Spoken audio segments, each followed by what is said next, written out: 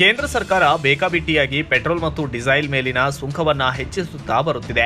ಇದರಿಂದ ಅಗತ್ಯ ವಸ್ತುಗಳ ಬೆಲೆ ಸಾಮಾನ್ಯವಾಗಿ ಹೆಚ್ಚಳವಾಗುತ್ತಿದ್ದು ಸಾರ್ವಜನಿಕರು ತುಂಬಾ ಹೈರಾಣಾಗುತ್ತಿದ್ದಾರೆ. ಕೂಡಲೇ ಕೇಂದ್ರ ಸರ್ಕಾರ ಹೆಚ್ಚುವರಿ ಅಬಕಾರಿ ಸುಂಕವನ್ನು ರದ್ದುಪಡಿಸಬೇಕೆಂದು ಇದೇ ಏಪ್ರಿಲ್ 11ರಂದು ನಗರದಲ್ಲಿ ಬಳ್ಳಾರಿ ಜಿಲ್ಲಾ ಯುವ ಕಾಂಗ್ರೆಸ್ ವತಿಯಿಂದ ಯುವ ಕಾಂಗ್ರೆಸ್ ರಾಜ್ಯಾಧ್ಯಕ್ಷರಾದಂತಹ ಎಸ್.ಎಚ್. ಮಂಜುನಾಥ ಗೌಡ ಅವರ ಆದೇಶದ ಮೇರೆಗೆ ಬಳ್ಳಾರಿ ಜಿಲ್ಲಾ ಕಾಂಗ್ರೆಸ್ ಅಧ್ಯಕ್ಷರಾದಂತಹ ಅಲ್ಲಂ ಪ್ರಶಾಂತ್ ಅವರ ಮಾರ್ಗದಲ್ಲಿ ಬಳ್ಳಾರಿ ಜಿಲ್ಲಾ ಯುವ ಕಾಂಗ್ರೆಸ್ ಅಧ್ಯಕ್ಷರಾದಂತಹ ಕೆ. ಶ್ರೀಕಾಂತ್ ಇವರ ನೇತೃತ್ವದಲ್ಲಿ ಹಾಗೂ ಮೋಕ ರೋಪನಗುಡಿ ಬ್ಲಾಕ್ ಅಧ್ಯಕ್ಷರಾದ ಎಸ್.ಜೆ. ಕೋಟೆ ಉಮೇಶ್ ಗೌಡ, ಜಿಲ್ಲಾ ಪ್ರಧಾನ ಕಾರ್ಯದರ್ಶಿ ಮಹೇಂದ್ರ, ಗ್ರಾಮಾಂತರ ಅಸೆಂಬ್ಲಿ ಅಧ್ಯಕ್ಷರಾದಂತಹ ಫಾರೋಜ್ ಖಾನ್, ಬ್ಲಾಕ್ ಅಧ್ಯಕ್ಷರಾದ ಫಜೀಲ್, ಅಬ್ದುಲ್ ಬಾರಿ ಮತ್ತು ಪದಾಧಿಕಾರಿಗಳ ಸಮ್ಮುಖದಲ್ಲಿ ಬಳ್ಳಾರಿ ನಗರದ ರಾಯಲ್ ವೃತ್ತದಲ್ಲಿಂದು ಜಿಲ್ಲಾಧಿಕಾರಿಗಳ ಕಚೇರಿಯವರೆಗೆ ತೆರಳಿ ಪಾದಯಾತ್ರೆಯ ಮೂಲಕ ಆಗಮಿಸಿ ಮನವಿ ಪತ್ರವನ್ನು ಸಲ್ಲಿಸಲಾಗಿದೆ. ಜಿಲ್ಲಾಧಿಕಾರಿಗಳ ಕಚೇರಿಯ ಮುಂದೆ ಪ್ರತಿಭಟನೆ ನಡೆಸಿ ಪೆಟ್ರೋಲ್ ₹2 ಹೆಚ್ಚಿಸುವ ಮತ್ತು ಎಲ್ಪಿಜಿ ಸಿಲಿಂಡರ್ ಬೆಲೆಯನ್ನು ₹50 ಹೆಚ್ಚಿಸುವ ಕೇಂದ್ರ ಸರ್ಕಾರದ ಜನವಿರೋಧಿ ನಿರ್ಧಾರವನ್ನು ಭಾರತೀಯ ಯುವ ಕಾಂಗ್ರೆಸ್ ಬಲವಾಗಿ ಖಂಡಿಸುತ್ತದೆ. ಈ ಬೆಲೆ ಏರಿಕೆಗಳು ಈಗಾಗಲೇ ಹಣದುಬ್ಬರ ಮತ್ತು ನಿರುದ್ಯೋಗದಿಂದ ಬಳಲುತ್ತಿರುವಂತಹ ಸಾಮಾನ್ಯ ರೈತರು, ದಿನಗೂಲಿ ಕಾರ್ಮಿಕರು ಮತ್ತು ಮಧ್ಯಮ ವರ್ಗದ ಕುಟುಂಬಗಳ ಮೇಲೆ ಭಾರಿ ಹೊರೆಯಾಗಿದೆ. ಆದ್ದರಿಂದ ಈ ಕೂಡಲೇ ಕೇಂದ್ರ ಬಿಜೆಪಿ ಸರ್ಕಾರ ಏರಿಕೆ ಮಾಡಿರುವ ಎಲ್ಪಿಜಿ ಮತ್ತು ಅನಿಲ ದರವನ್ನು ಪರಿಷ್ಕರಿಸಿ ತಕ್ಷಣದಿಂದ ಯಥಾಸ್ಥಿತಿಯನ್ನು ಕಾಪಾಡಬೇಕೆಂದು ಬಳ್ಳಾರಿ ಜಿಲ್ಲಾ ಯುವ ಕಾಂಗ್ರೆಸ್ ಘಟಕದ ವತಿಯಿಂದ ಆಗ್ರಹಿಸಿ ಮಾಧ್ಯಮದಲ್ಲಿ ಮಾತನಾಡಿದ್ದು ಹೀಗೆ. ಈ ಕೇಂದ್ರ ಸರ್ಕಾರ ವಿರುದ್ಧ ಇವತ್ತು ಪ್ರತಿಭಟನೆ ಮಾಡುವ ಕಾರಣ ಏನೆಂದರೆ ಗ್ಯಾಸಿನ ಮೇಲೆ ₹50 ದರ ಹೆಚ್ಚಿಕೆ ಮಾಡಿರೋದು ಮತ್ತು ಪೆಟ್ರೋಲ್ ಮೇಲೆ ಅಬಕಾರಿ ಶುಲ್ಕವನ್ನು ಜಾಸ್ತಿ ಮಾಡಿರೋದು.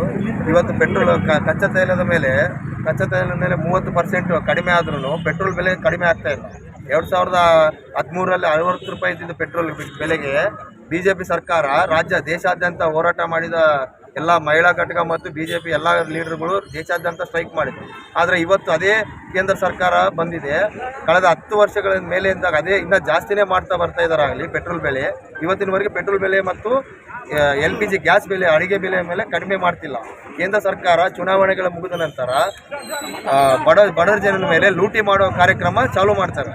ಹಂಗಾಗಿ ನಮ್ಮ ಯೂತ್ ಕಾಂಗ್ರೆಸ್ ರಾಜ್ಯಾದ್ಯಂತ ಈ ಅಡುಗೆ ಬೆಲೆ, ಗ್ಯಾಸ್ ಬೆಲೆ ಮೇಲೆ ಮತ್ತು ಪೆಟ್ರೋಲ್ ಡೀಸೆಲ್ ಮೇಲೆ ಬೆಲೆ ಏರಿಕೆ ಜಾಸ್ತಿ ಇರೋದ್ರಿಂದ ನಾವು ಈ ಹೋರಾಟವನ್ನು ಇವತ್ತು ಮಾಡ್ತಾ ಇದ್ದೀವಿ ಮತ್ತು ಪ್ರತಿಭಟನೆ ಮಾಡ್ತೀವಿ. ಇದನ್ನೇನಾದರೂ ಕಡಿಮೆ ಮಾಡಿಲ್ಲ ಅಂದರೂ ಮುಂದೆ ಇನ್ನೂ ಉಗ್ರವಾಗಿ ಪ್ರತಿಭಟನೆ ಮಾಡೋಕ್ಕೆ ನಾವು ತಯಾರಾಗಿರ್ತೀವಿ ಅಂತೇಳಿ. ಅಧಿಕಾರಕ್ಕೆ ಬರ್ತಾರೆ, ಅವ್ರು ಅಧಿಕಾರಕ್ಕೆ ಬರೋ ತನಕ ಅವ್ರದ್ದು ಕೆಲಸ, ಅಧಿಕಾರಕ್ಕೆ ಬಂದಮೇಲೆ ಅವ್ರು ಲೂಟಿ ಮಾಡೋದೇ ಕೆಲಸ ಅವ್ರದ್ದು. ಇವತ್ತೇನು LPG ಸಿಲಿಂಡರ್ ಬೆಲೆ ಮತ್ತೆ ₹50 ಏರಿಕೆ ಮಾಡಿದ್ದಾರೆ. ಮಹಿಳೆಯರಿಗೆ ಸಬಲೀಕರಣ ಆಗಲಿ, ಮಹಿಳೆಯರಿಗೆ ಒಳ್ಳೆ ನಾವು ಮುಂದೆ ತಾಂಬರ್ತ ಅಂತ ಹೇಳ್ತಾರೆ.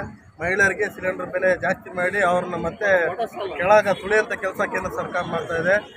ಜನಸಾಮಾನ್ಯರ ಬದುಕು ಭಾಳ ಕಷ್ಟ ಆಗಿದೆ. ಕಚ್ಚಾ ತೈಲ ಬೆಲೆ ಕಡಿಮೆ ಆದರೂ ಕೂಡ ಡೀಸೆಲ್ ಪೆಟ್ರೋಲ್ ಬೆಲೆ ಕಡಿಮೆ ಆಗ್ತಾ ಇಲ್ಲ, ಜಾಸ್ತಿನೇ ಆಗ್ತಾ ಇದೆ. ಇದ್ರ ವಿರುದ್ಧವಾಗಿ ನಾವು ಇವತ್ತು ಬಳ್ಳಾರಿ ರಾಯಲ್ ಸರ್ಕಲಿಂದ ಇವತ್ತು DC ಕಚೇರಿಯವರೆಗೆ ಪ್ರತಿಭಟನೆ ಮುಖಾಂತರ ಬಂದಿದ್ದೀವಿ. ಇದೇ ರೀತಿ ಇನ್ನು ಕಂಟಿನ್ಯೂ ಮುಂದೆ ಡೀಸೆಲ್ ಪೆಟ್ರೋಲ್ ಮತ್ತು ಸಿಲಿಂಡರ್ ಬೆಲೆ ಕಡಿಮೆ ಮಾಡದೇ ಇದ್ದರೆ ಮುಂದಿನ ದಿನಗಳಲ್ಲಿ ರಾಜ್ಯಾದ್ಯಂತ ದೇಶಾದ್ಯಂತ ಉಗ್ರ ಹೋರಾಟ ಮಾಡಿ ಮುಂದಿನ ದಿನಗಳಲ್ಲಿ ನರೇಂದ್ರ ಮೋದಿ ಅವರ ಸರ್ಕಾರದಲ್ಲಿ ಡೆಲ್ಲಿ ಮಟ್ಟದಲ್ಲಿ ಕೂಡ ಪ್ರತಿಭಟನೆ ಮಾಡೋಂಥದ್ದು ನಮ್ಮದು ಆಲೋಚನೆ ಇದೆ. ಸಿಲಿಂಡ್ರ್ ಅಂತ ಹೇಳಿ ಫಸ್ಟೆಲ್ಲ ಅದೇ ಫ್ರೀ ಸಿಲಿಂಡ್ರ್ ಅಂತ ಹೇಳಿ ಮಾತಾಡಿದ್ರು. ಇವಾಗ ₹50 ₹100 ಜಾಸ್ತಿ ಮಾಡ್ತಾನೇ ಇದ್ದಾರೆ. ಬಡವರಿಗೆ ಭಾಳ ಕಷ್ಟ ಆಗುತ್ತೆ. ಫಸ್ಟು ಹೆಂಗಿತ್ತು ಅದು ಕಟ್ಟಿಗೆ ಒಲೆ ಮೇಲೆ ಮಾಡ್ತಿದ್ರಲ್ಲ, ಅದೇ ರೀತಿ ಮುಂದುವರಿಯುತ್ತೆ. ಇವಾಗ BJP ಸರ್ಕಾರ ಏನಿದೆ ಅಲ್ಲ, ಇವಾಗಿಂದ BJP ಸರ್ಕಾರ ಹಿಂಗೆ ಇದ್ದರೆ ಇದು ಹಿಂಗೆ ಮುಂದುವರಿಯುತ್ತೆ.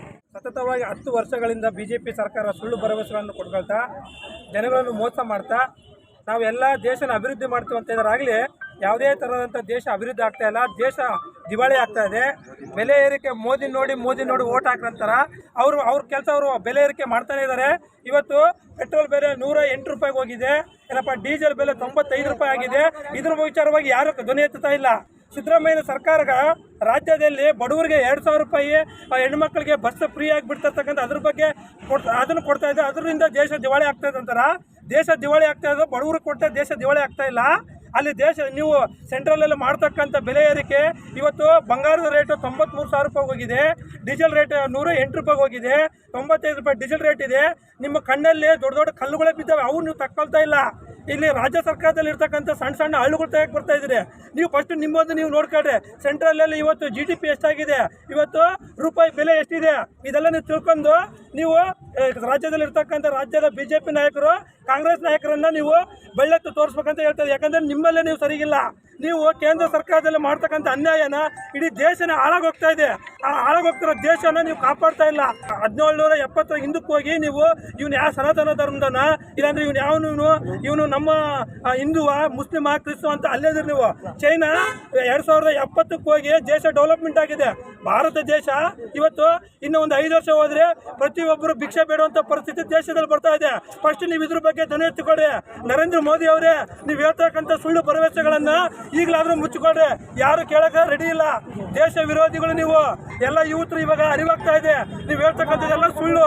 ಎಲ್ಲ ದೇಶದಲ್ಲಿ 2 ಕೋಟಿ ಉದ್ಯೋಗ ಕೊಡ್ತೀವಿ ಅಂದಿರಿ, 15 ಲಕ್ಷ ಸಾಲ ಕೊಡ್ತೀವಿ ಅಂದ್ರೆ ಯಾವುದು ಸಾಲ ಮನ್ನಾ ಮಾಡಲಿಲ್ಲ, ಏನು ಮಾಡಲಿಲ್ಲ. ದಯವಿಟ್ಟು ಈಗಲಾದ್ರೂ ಈ ಯೂತ್ಗಳಾಗಲಿ ನಮ್ಮ ದೇಶದ ಜನಗಳಾಗಲಿ ಎಚ್ಚೆತ್ತುಕೊಳ್ಬೇಕಂತ.